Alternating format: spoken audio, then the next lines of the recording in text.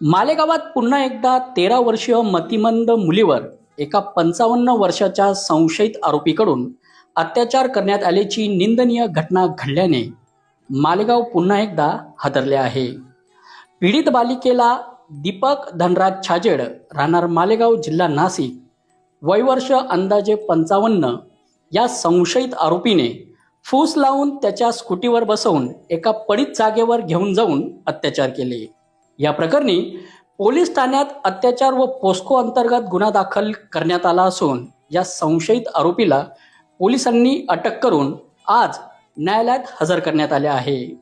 आरोपीला 29 नोव्हेंबरपर्यंत पोलीस कोठडी सुनावण्यात आली आहे। नुकतीच मालेगाव तालुक्यातील डोंगराळे गावातील 3 वर्षीय बालिकेवर अत्याचार करत तिचा निर्घृण खून करण्यात आल्याची घटना ताजी असतानाच जनतेचा रोष